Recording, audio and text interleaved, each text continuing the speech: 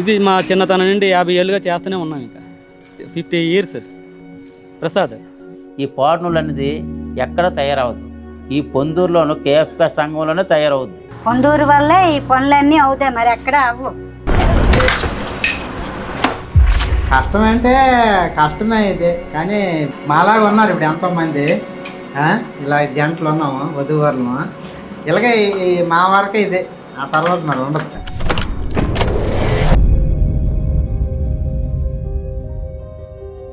మా గ్రామం పొందూరు గ్రామం, శ్రీకాకుళం జిల్లాలో ఉన్న గ్రామం ఇది.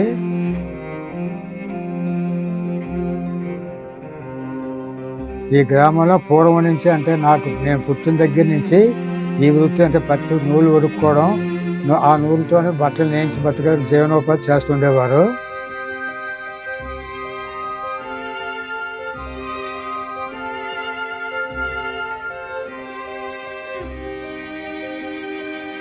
ఈ ఊరు గ్రామ పెద్దంతా కలిసి ఆంధ్ర పట్టుశాలి ఖాదీ కార్మిక సంఘం అనే సంఘం స్థాపించి ఆ సంఘం ద్వారా ఈ కార్యక్రమం నడిపిస్తుండేవారు. దీని మీద ప్రతి కుటుంబం బతుకుతూ ఉండేవారు.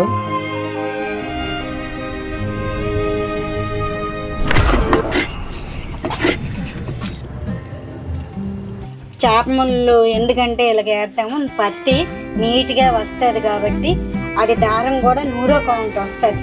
చేప ముళ్ళతో చేయకపోతే రాదు, 70 కౌంట్ 60 కౌంట్ వస్తుంది అనమాట. అందుకు చేప ముళ్ళు ఉంటే నీట్గా వస్తుంది, పత్తి చక్కగా ఏరుతాం అనమాట.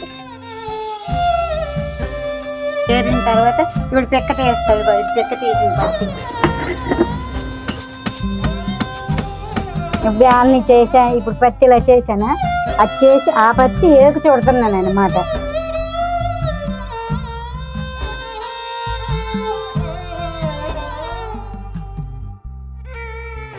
ఈ పత్తి దారం వస్తుంది,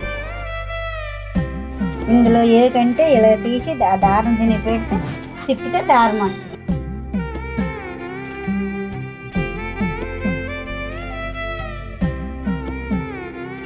ఇంట్రెస్ట్ ఉంది చేత, మరి ఎంత వయసు అయిపోయినా చేస్తున్నానా.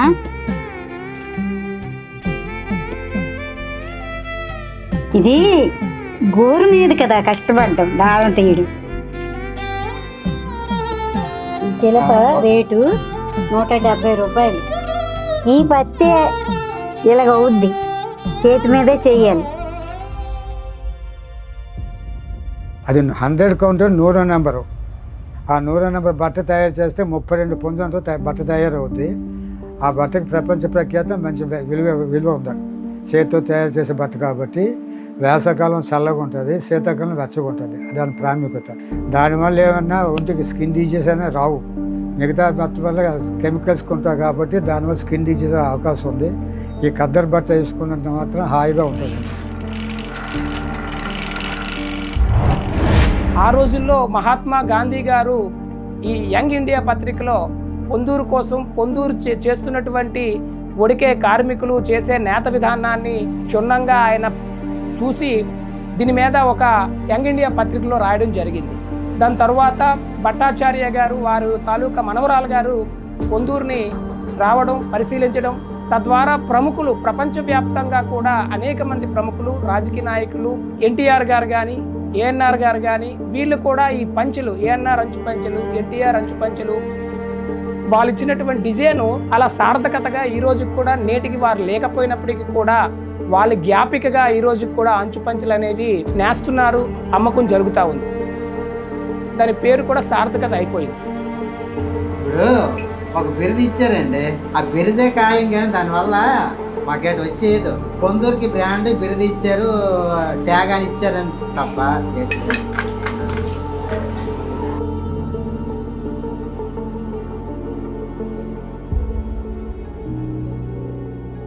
ఇది స్టార్టింగ్ అండి. ఇది చావు కర్రీ మాకు ఇస్తారు. ఇది దీన్ని మేము తడుపుతామండి, దీన్ని తడిపి దీన్ని గెంజి పెడతామండి, దీన్ని అలా తోడతామండి. దీన్నేమో ఆసు, పెద్ద ఆసు ఉంటుంది కదా, దానికి ఇస్తామండి. వాళ్ళు ఇస్తారండి. ఇవి ఒక్క లెంత్ కూడా 33 feet ఇది తయారు చేస్తుంది. దీన్ని 3 పీసులుగా తయారు చేసి 11 పీస్ 3 పీసులు తయారు చేస్తాం. ఇది ఖాదీ. దీనికి ప్రాసెస్ అప్పుడు 20 రోజులు ఇది తయారయ్యేసరికి అవుతుంది. 5గురు ఉండి చెయ్యాలి తయారు. రోజుకి 2 మీటర్లు మేము వేయగలుగుతాం.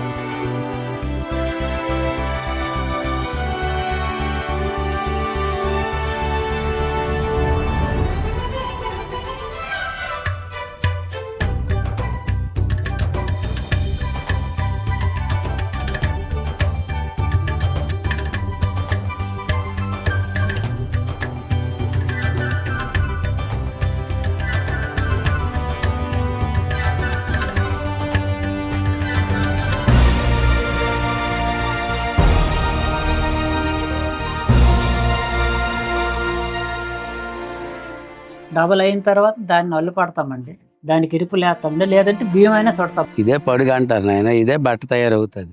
ఈ పాట్ నూలు అనేది ఎక్కడ తయారవదు. ఈ పొందూరులోను కేఎఫ్కా సంఘంలోనే తయారవుద్ది. అది 33 మీటర్లు తయారు చేయాలంటే 1 రోజులు టైం పడుతుంది. ఈ 1 రోజులకి మాకు 33 మీటర్లకి 9,500 రూపాయలు మజూరి వస్తుంది. ఆ మజూరితో మేము సరిపెట్టుకోవాలి. మరి ఇప్పుడు ఈ పని చేస్తున్నావా? ఈ పని చేసినాక అమ్మాయిని ఎవరు అనమాట మ్యారేజ్ మరి అవుతుంది అలా ఉండడమే. కొన్నాళ్ళేసరికి ఇది ఉంటుందని మాకేం నమ్మకం లేదు. ఎందుకంటే ఈ జనరేషన్ తర్వాత దీని మీద ఎవరు ఇంట్రెస్ట్ చూపడం లేదు. పిల్లలు ప్రతి పిల్లలు చదువులు పెరిగిపోయి అందరికీ చదువులు ఇంపార్టెంట్ అయిపోయాయి. అంతకుముందు చదువులు లేవు కాబట్టి ఇదే గుర్తు మీద బతికేవారు. పిల్లలు అయితే లేరండి, పిల్లలు వాళ్ళకి నచ్చలేదు. మా పిల్లలు ఈ పని చేయకూడదు అనుకుంటున్నాము. దీని మీద ఆదాయం మాకు సాలదు. 170 రూపాయల వల్ల ఏటి కాలం వెళ్ళిపోతే చెప్పు. అంటే మరి మేమేం పని చేయలేము కదా, మాకు ఏటి రాదు. ఇదే మేము చేస్తున్నాము, మా వరకు ఇది జరిగిపోద్ది. తర్వాత మరి పని ఏటవుద్ది అంటే అది మేము చెప్పలేము. దాన్ని చేతిగా మేమిద్దరం చేస్తున్నాం. మేము ఉన్నంత వరకు ఇదే, ఆ తర్వాత మరి లేదండి. మేమిద్దరం ఉన్నామా మాతోటి ఇది అంతరించిపోతున్నారు ఉండదు. నాకు 40 సంవత్సరాలు అయింది ఈ చేస్తుండే. ఈ 40 సంవత్సరాలు మనకి ఎట్లేదు ఉపయోగం గవర్నమెంట్ వల్ల, అంతే మరి ఎట్లేదు. అది మరి మేము ఎవరితో మేము చెప్పుకుంటాం. ఇలా చెప్పడమే కానీ దీన్ని పరిష్కారం చేసిన వాళ్ళు లేరు. నా తెలిసిన మట్టుకు మ్యాక్సిమం 10 సంవత్సరాల తర్వాత ఇది ఉంటుందని నమ్మకం తక్కువ.